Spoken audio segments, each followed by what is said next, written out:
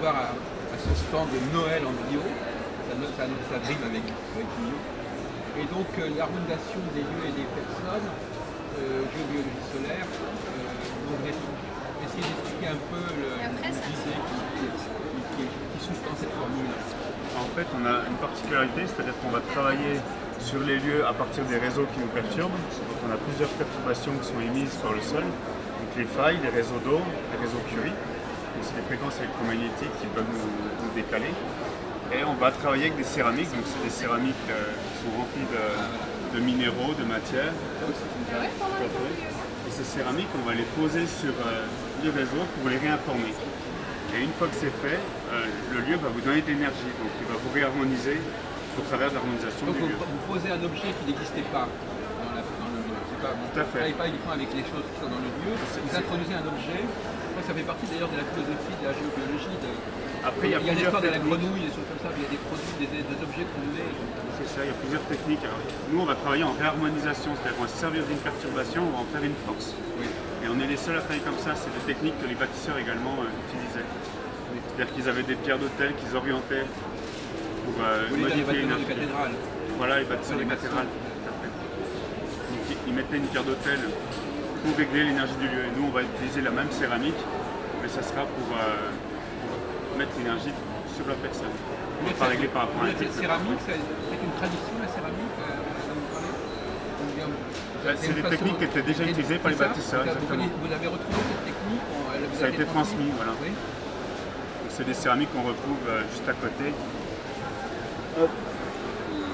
Donc celle-ci en fait. Ça passe par le feu forcément. C'est des céramiques qui sont faites avec des émaux. Et donc la pierre d'autel, ce sera ça. C'est un résonateur, nous on l'appelle résonateur. Et on va l'orienter en fonction de la personne. Toute l'activité qu'il y a sur le lieu. Il faudra le laisser installer comme ça. Une fois qu'il est orienté, on le laisse. On va l'ancrer quelque part. Donc il est fixé soit dans les combles, soit au sol, soit sur un meuble. Il ne bouge pas. Ouais. Donc il est fixé de cette manière-là. On le colle un peu. Je le colle, oui, avec une matière. Pour éviter justement qu'on le détourne. Et vous utilisez aussi des lettres. Moi je vois une lettre hydraulique, ça a une signification. Bien sûr, ouais. En fait on travaille sur 3 plans. On travaille sur 3 plans, donc il y a la matière ici qui est présente. Donc on écoute le mot lame à tiers, c'est un tiers de l'âme. Et le deuxième plan, ça va être tout ce qui est esprit avec les symboles. Et on a, donc, ça va être plus le mental, l'esprit. Et le dernier, ça va être des ondes de forme. Donc là c'est plus le spirituel, voilà, donc avec la spirale qui est un élément très connu. Le carré qui va ancrer les choses. Et d'autres techniques en fait. Donc il y a une démarche un peu ésotérique, on peut dire. Tout à fait, mais sur 3 plans toujours. Ouais. Donc c'est l'introduction, c'est le mariage entre l'ésotérisme et la géobiologie. Mais alors, par contre, vous n'êtes pas du tout connecté avec ce qu'on appelle le feng shui, du côté asiatique. Nous, on va travailler sur l'énergie qui est émise par la Terre et le ciel. Donc on va travailler sur l'axe vertical, tertiel. Le feng shui, eux, ils vont faire en sorte que tout fonctionne dans la maison, donc tout circule correctement, mais sur l'axe plutôt horizontal. Donc les deux sont très complémentaires.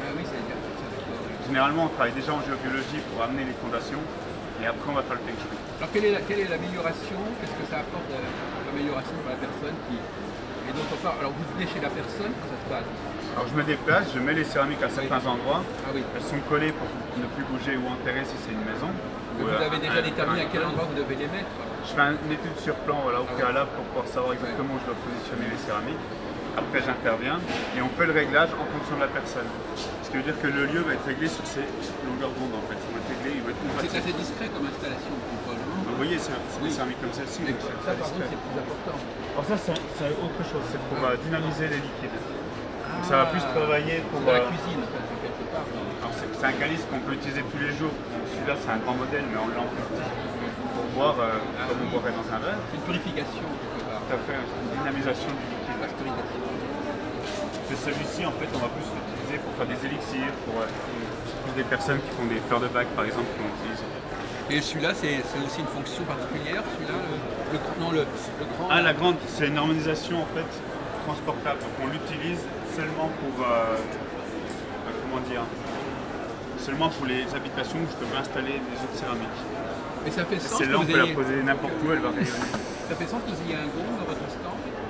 Ça, c'est la troisième partie. C'est quand je nettoie le lieu avec les encens, la musique, ça permet de dégager en fait tous les miasmes, toutes les énergies qui sont restées bloquées dans le lieu. Donc on va travailler avec les céramiques qui vont réinformer, et après, en énergétique, on va dégager tout ce qui reste bloqué. Est-ce que vous organisez des ateliers ou Je fais des stages pendule et soins énergétiques, et en géobiologie également. aussi, oui, bien sûr. Il y a 2 stages de proposés. Et ça, on le retrouve sur mon site géobiologie solaire. D'accord. Alors, donc finalement, qu'est-ce que ça apporte aux personnes? Ça va changer leur vie, leur rapport à... Ça les ramène dans leur axe en fait. Quand le lieu rayonne leur énergie, ils vont retrouver leur axe et ils vont savoir ce qui est plus juste pour eux. Oui. Donc ils vont trouver vraiment la chose qui leur correspond. Alors, cette formation, qu'est-ce que ça demande comme acquisition alors? Après, c'est du ressenti, donc il y a beaucoup de pratiques. Oui. Et on va travailler, oui, on va Il y a des gens qui sont plus doués que d'autres pour faire ce genre de travail, à votre avis? Comme pour toute pratique. Oui.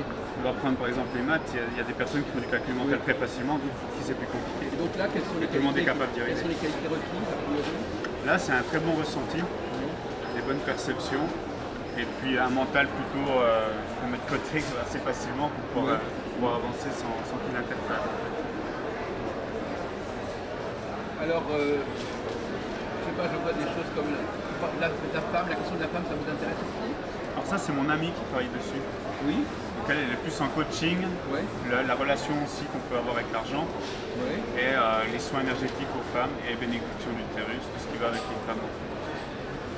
Mais ça, c'est Elodie, notre compagne. Alors, qu'est-ce que c'est par exemple ce diagnostic personnalisé sur le salon? Qu'est-ce que vous pouvez faire par exemple quelqu'un qui C'est est justement là sur le salon? l'étude de plan. Alors, donc qu'on déjà la propose. personne vous présente son... Donc, il y a le plan d'habitation, Elle vous dessine etc. quelque chose sur son lieu. Oui, ou directement le plan du lieu qui est fait par un architecte. Et je vais pouvoir déterminer toutes les perturbations qui sont en lien avec le lieu. Ah oui, vous allez terminer avec le pendule. Avec le pendule, Ah oui, là. c'est ça. Donc c'est le plan que vous allez faire parler le plan. Exactement. Oui. Et donc j'aurai peut-être un peu moins de précision que sur place. Je vais peut-être avoir un écart d'1 mètre, non plus. Mais arrivé sur place, ça va me donner l'énergie et savoir où est la faille, où est le réseau d'eau, et les retrouver beaucoup plus facilement. Donc quelque part, vous allez diagnostiquer les problèmes de la personne à ce moment-là. Du lieu. Ce qui peut transparaître également sur la troisième personne. Donc vous allez lui dire pourquoi ce lieu peut avoir des effets perturbateurs, tout ça. Tout à fait. Et souvent, ça met en lumière des actions que la personne a, oui. et ça lui fait comprendre des choses. Parce que le réseau faille, il aura tendance à dévitaliser la personne, il aura tendance à amener des colères, à amener des tensions. Pour un commerce, ça peut amener la faillite. Faillite, c'est la même racine. L'eau, ça va être l'indécision, ça va être le manque d'ancrage. Donc dans la limite, c'est presque un horoscope. Alors, je veux dire, je plaisante, mais à la limite, je vous présente le plan de la maison, vous passez le pendule par-dessus, et vous voyez déjà des problèmes qui peuvent exister chez la personne. Des problèmes qui peuvent être révélés, oui. Même si en dehors même de la question, même dans la question, vous allez voir tout ça dans son lieu, rien que d'étudier ce lieu, ça vous parle de la personne. Exactement, oui. Ça peut mettre en lumière plein d'actions que la personne a mis en place, et que le lieu nourrit en fait. Donc des perturbations qui sont nourries par le lieu. Et quels sont les éléments de perturbation qu'on peut détecter dans un lieu? Quelles sont les choses qu'on a eu tort de faire? Quels sont les problèmes qu'on a provoqués? Quelles sont les choses qui sont à déconseiller? Il y a des choses qui sont mises en place par le lieu, donc et par la terre. Faille au curie, ça on n'est pas trop responsable quelque part. Après, il y a tout ce qu'on va amener, donc les objets, et toutes les perturbations qu'on peut rajouter. Des objets indésirables ou des objets qui ont des mémoires. Intrusifs. Donc il y a de l'art des fois de certains pays qui peuvent être...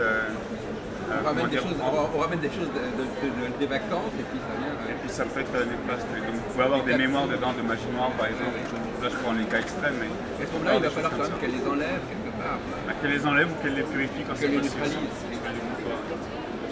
Alors qu'est-ce que vous allez dire par exemple de cette conférence qui va avoir lieu dans quelques minutes? Pendant la conférence, en fait, je vais harmoniser la salle pour que les personnes puissent ressentir ce qui se passe. Donc, parce que là, on est dans le mental. Vous avez besoin d'arriver avant le public pour harmoniser la salle. Non, je le fais en présence du public. En présence du public. Comme ça, on voit directement le Et changement. quel est votre processus d'harmonisation? Vous allez dire des paroles, des prières, vous allez faire... Qu'est-ce qui va se passer? Dans un premier temps, on va regarder toutes les perturbations, on les réinforme avec les céramiques. Ça, c'est une action physique. Et on va régler après l'énergie en fonction du groupe. Et dans un dernier temps, là, on va faire des prières, des mantras, on nettoie avec des encens, on va faire de la musique pour pouvoir dégager toutes les énergies qui sont restées bloquées. On travaille sur 3 plans. Et quel est le genre de musique que vous allez utiliser? C'est justement le gong, ça peut être Le tambour, ça peut être un bol tibétain. Improviser quelque chose. En fonction du lieu, oui, c'est toujours différent. Vous pouvez nous faire quelques petites... parce que nous, on est très dans la musique. Je peux vous montrer celui qui est derrière moi, oui. Parce que le gong, c'est... Non, mais quand vous l'entendez... C'est ce genre d'instrument-là, par exemple. Voilà.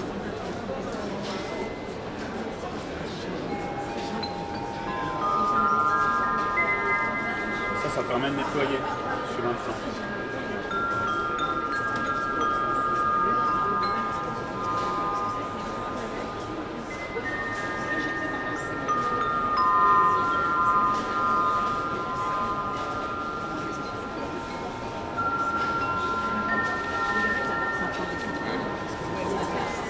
Ça dure une vingtaine, trentaine de minutes.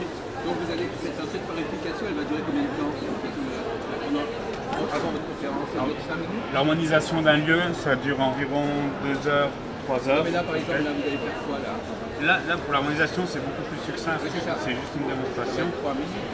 Ah non, ça va durer une heure en tout. Avec les questions. Mais l'harmonisation initiale? Ah, l'harmonisation, il faudra compter le temps de déterminer les réseaux et de mettre en place à peu près un quart d'heure. D'accord, donc pendant un quart d'heure, on purifie, après il y a 3 quarts d'heure d'exposé, de discussion. Voilà, de discussion, d'échange avec les personnes. Alors, quels sont les genres d'échanges que vous avez avec les personnes? Après, les questions elles varient en fonction du groupe qui est en face de moi, donc c'est assez aléatoire. Souvent, c'est par rapport à la santé du lieu. Est-ce que c'est une opération qui est quand même assez coûteuse à engager? L'harmonisation complète, il faut compter 1 500 € par fait. Sachant qu'une fois que c'est mis en place, c'est à vie. Oui. C'est les mêmes techniques que les cathédrales. Donc il n'y a pas besoin que je revienne sur place, que je refasse des modifications ou autre, c'est à vie. Oui, alors moi je suis dans la tradition juive, et vous savez qu'on pose des boulots sur l'histoire, qu'on appelle les maisons d'os, c'est des espèces d'étuis en métal dans lesquels on met un message, hébraïque, etc. Ça fait penser un peu à ça. Alors là, on va rejoindre un petit peu plus le feng shui. Les photos d'Abda fait partie des règles de l'équipe, qui mettent sur les photos de leur maison. Là, on va rejoindre un peu plus le feng shui, parce que les matières, en fait, elles vont rentrer en résonance avec la perturbation, elles vont émettre des fréquences qui sont bénéfiques. Ouais. Donc là, on travaille vraiment au niveau physique quantique plus. On va rien former grâce au matériel. Il n'y a pas de prière ou d'information, comme vous venez de le dire. Là, ce sera un peu plus dans l'énergie du feng shui de faire ça. On travaille plus sur le spirituel avec ces pratiques-là. Il y a quand même des lettres et des informations, bien sûr. Il y a sur Facebook, je ne sais pas si vous savez, il y a un site qui s'appelle Physique Quantique, qui est très marqué sur la spiritualité. Vous ne connaissez pas? Je ne connais pas. Peut-être que vous connectez avec sur Facebook, vous avez Physique Quantique et spiritualité. Donc comment pouvez-vous développer un petit peu dans les dernières minutes quel rapport vous faites avec la physique quantique? En fait, la physique quantique sont en train d'expliquer plein de pratiques qu'on avait depuis des millénaires. Donc ils expliquent de manière scientifique ces pratiques. Donc, ils mettent en lumière, c'est juste pour que les scientifiques sont très cartésiens puissent comprendre nos pratiques. Et vous arrivez à communiquer avec des scientifiques, M. Millot? Alors moi non, pas pour le moment, mais j'ai un collègue qui travaille de la même façon que moi, qui est en contact avec des scientifiques, qui explique la science. Moi je suis très intuitif, donc je n'ai pas cette connaissance scientifique. Et vous avez écrit un ouvrage ou quelque chose? Non, on n'a pas écrit. Quels sont les ouvrages qui sont là? Ça c'est toujours avec Elodie, donc on est sur des ouvrages qui sont liés aux femmes. Oui. C'est une demande d'appeler pour travailler. Peut-être que vous me demandez si je peux communiquer avec elle aussi. Ça pourra avoir un peu. Vous l'interviewer après pour cette pratique. Écoutez, je vous remercie beaucoup parce que je ne veux pas prendre davantage de votre temps. Voilà, je pense que ça ne s'est pas trop mal passé. Merci à vous. Et puis allez-y alors. Bonne continuation.